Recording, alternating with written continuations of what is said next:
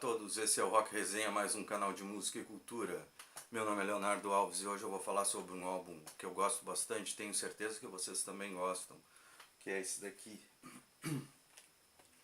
Wish You Were Here, do Pink Floyd. Lançado em 1975, depois do clássico The Dark Side of the Moon. Na verdade, para falar desse álbum a gente precisa falar um pouquinho sobre o Dark Side of the Moon, né?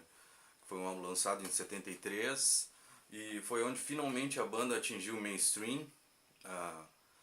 Era a banda, eu acho que ainda era um pouco alternativa, entre aspas, né? Por mais que eles tivessem um público grande, assim, eles não eram essa máquina de fazer dinheiro que eles se tornaram com o Dark Side of the Moon. Muito a isso se deve a divulgação, ao lançamento do single. Eles lançaram um single da canção Money, né? Obviamente ela foi editada para caber no single, né? No disquinho de 7 polegadas. E a partir do Dark Side a banda atingiu tudo que eles estavam correndo atrás ao longo dos anos, né? Eles estavam correndo atrás desse sucesso e tal, tentando cada vez mais se aproximar do som que eles queriam, né? Eles tiveram uma série de álbuns experimentais, sei lá, com a parte de estúdio do Maguma, a Tom Heart Mother, que é um álbum com orquestra, né? Foi um caminho bem legal, assim, bem interessante, tem vários discos bons, né, dentro dessa caminhada, né, desse experimentalismo até eles chegar nessa sonoridade que eles estavam buscando. Eu acredito que eles chegaram no ápice criativo deles com o Dark Side of the Moon. Parece que ali o som deles ficou do jeito que eles queriam, né? Eu acho que antes eles já haviam se aproximado disso com o Meddle, que é um outro excelente álbum, assim, né? Um álbum que a gente já sente essa sonoridade do Pink Floyd, desse Pink Floyd que se tornou essa banda bem famosa, tão benquista, assim. Eu vejo que o Pink Floyd é uma banda admirada, quase tão admirada quanto Beatles até, né? E parece que cada vez mais cresce assim, o número de fãs do Pink Floyd, né? E realmente é uma banda incrível, assim, né? Uma banda com uma discografia bem rica, bem variada, né? E quando eles terminaram a turnê do Dark Side of the Moon, eles estavam meio que numa crise, né? Primeiro uma crise interna, assim, que a banda já não estava se dando tão bem no estúdio, né? Já havia mais divergências de ideias, né? E também eles estavam nessa questão, assim, nesse impasse de como eles conseguiriam fazer um sucessor para o Dark Side of the Moon, que ficasse à altura do álbum anterior, já que foi um best-seller, né? Um álbum muito bem, com algumas exceções, ele foi bastante festejado pela crítica, né? O público adorou o álbum, né? E hoje é um dos álbuns mais vendidos e tudo, né? Então eu acho que esse clima meio árido das relações entre os 4 elementos da banda acabou fazendo com que surgisse a própria temática do álbum, né, que é a ausência, né, ou seja, mesmo as pessoas estando juntas, elas não se sentem conectadas e acaba ensejando esse sentimento de ausência, né? Tanto é que a própria faixa título acho que explica bastante essa questão, né? Fala de 2 almas, né? Das pessoas que ele fala, como gostaria que você estivesse aqui, né? Ou seja, a pessoa está ali, mas não está conectada, né? Eles não estão conectados, né?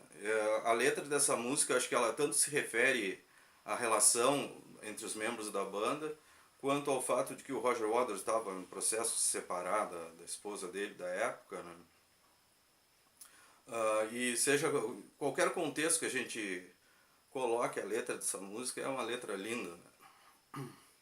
Bom, já que começamos a falar da faixa título, né, falar um pouquinho mais dela, assim, é uma música linda, assim, né? Eu acho que o grande problema dela não é nenhum problema dentro da música em si, né, porque ela é maravilhosa em termos de arranjo, harmonia, né, melodia, letra, mas assim a exaustão com que ela foi divulgada, né? Qualquer rádio de rock clássico toca ela exaustão, né? Qualquer rodinha de violão tem sempre alguém que sabe tocar essa música.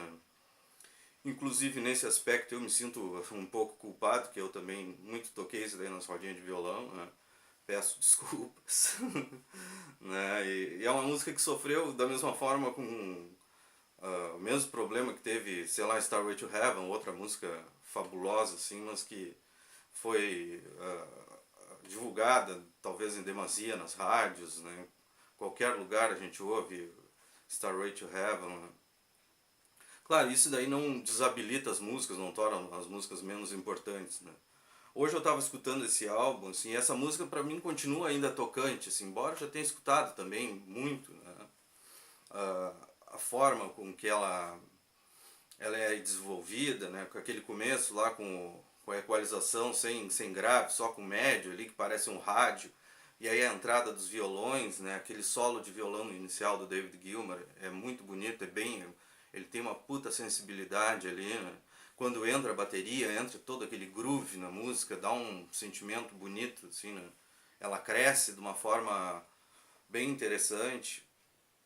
Ou seja, é uma música que eu acho perfeita, assim, né? Não à toa ela fez tanto sucesso, assim, e é uma das mais representativas do repertório da banda, tanto é que o David Gilmour e o Roger Waters sempre tocam elas, sempre tocam essa canção nos seus respectivos shows, né?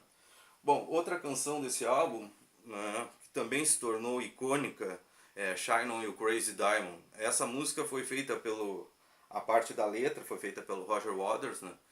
E ela fala sobre o Syd Barrett, né, o membro inicial da banda, que foi o fundador da banda, né? Aí a gente nota assim que o grupo tinha uma relação bem complexa com o Syd Barrett, né?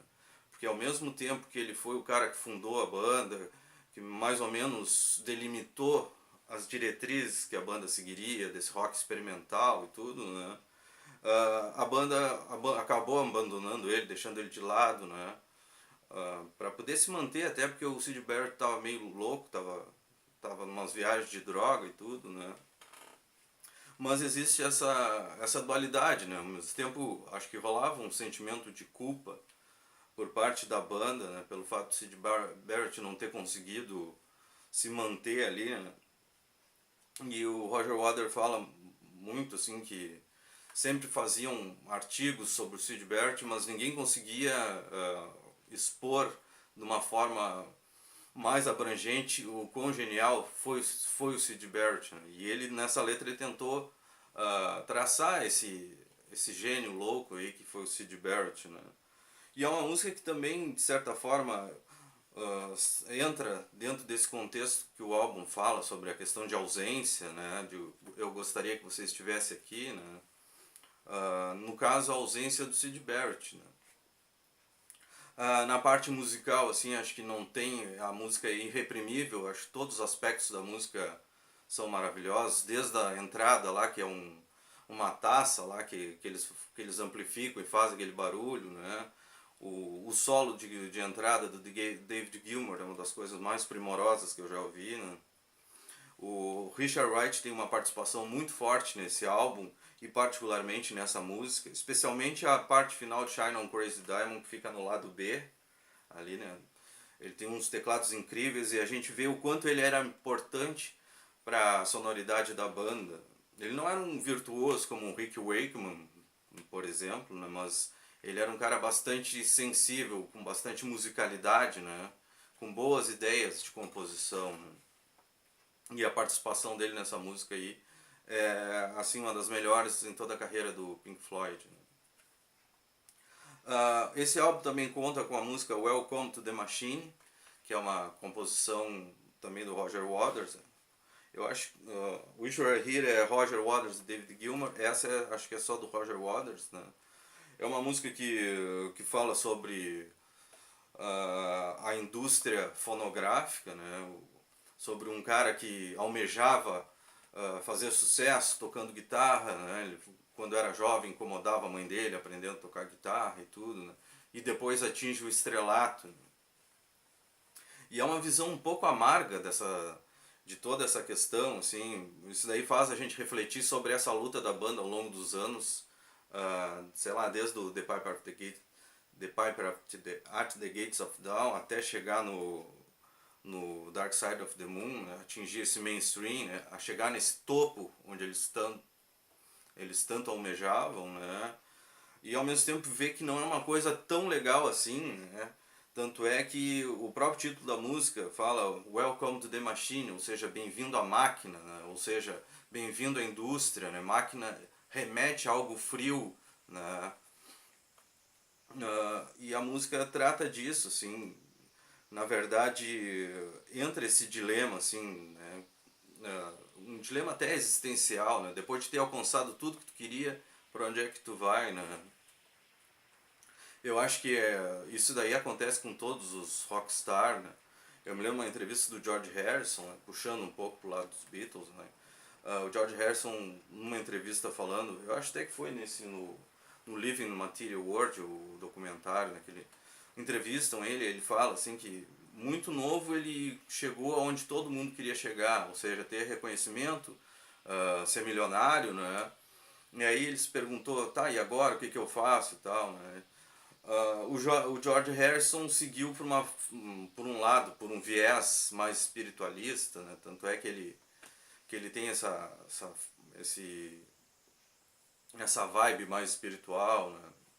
Ele se influenciou muito pela cultura indiana, né? E o Roger Waters chegou nesse mainstream, adquiriu tudo que ele queria, carro, caviar, o cacete, né? E ele estava numa situação um pouco assim, tá, e agora, né? Mas no fim isso daí não parece ser tão legal, porque no fim isso tudo, aonde eu entrei é uma máquina, né? A gente é uma máquina de fazer dinheiro, no caso, né? O Pink Floyd se tornou essa máquina de fazer dinheiro, e isso daí, de certa forma, causou desconforto pro Roger Waters, né? Pelo menos eu falo muito Roger Waters porque é ele o cara que escreve as letras, né? Outra música que também segue essa linha é Have a Cigar, né? Que também critica a indústria da música, né? Uma música bem irônica, bem cáustica, né? Essa música causou um celeuma dentro da banda ali, porque o Roger Waters queria fazer o vocal, mas não se saiu tão bem. Aí ele pediu pro o David Gilmour não se sentiu à vontade com a letra, que é uma letra agressiva, né? Fala sobre a indústria da música, como eu falei, né? E aí eles acabaram colocando o Roy Harper, que era o magrão que estava ali na volta, né? E diziam que iam pagar o cara, no fim nem pagaram ele, né? E o Roy Harper fez uma performance incrível, assim, ficou icônica aquela performance dele. Mas até então eu acho que eu me lembro que eu vi um VHS, não, já não era a época do VHS, um DVD do making off desse álbum, do Wish You Were Here, né?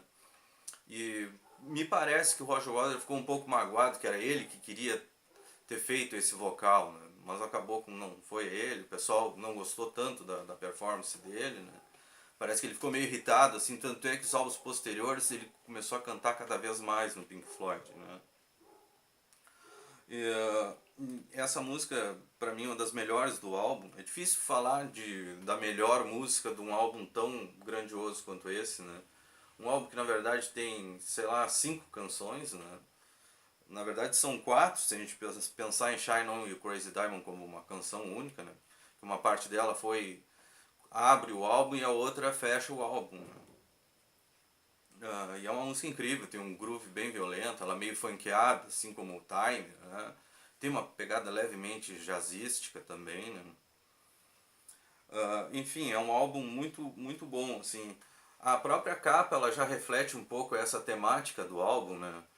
É claro que essa capa aqui, ela abre várias interpretações, né? Mas a minha interpretação, ou pelo menos uma tentativa de interpretação, parece que um dos caras está dando um aperto de mão violento no outro e está queimando o outro com esse aperto de mão, né? Ou seja, fala da questão das relações, né? Das relações nocivas, né? No quanto as pessoas não conseguem se conectar, né? A edição em CD, ela tem essas fotinhas legais aqui, né? Mas ela não vem com uma gravura muito legal que também ajuda a entender o conceito do álbum, que é aquelas duas mãos de robô se apertando, né? Que mostra um aperto de mão mecânico, né? Que de certa forma se encaixa bem a temática do álbum, né? infelizmente não tem no CD. O CD tem algumas fotinhos da banda no estúdio, né? Isso daí eu não me lembro de ter no vinil.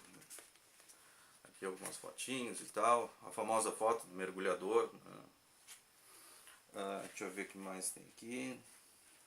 O Richard Wright aqui, né? Esse foi o último álbum assim com uma grande participação do Richard Wright. Depois ele viria a participar cada vez menos dos álbuns, né? Bom, então é isso. Espero que vocês tenham gostado desses comentários despretensiosos, né, sobre o álbum. Quero agradecer ao pessoal que se inscreveu no canal, fico muito feliz, né? E até a próxima então. Um grande abraço. Tchau.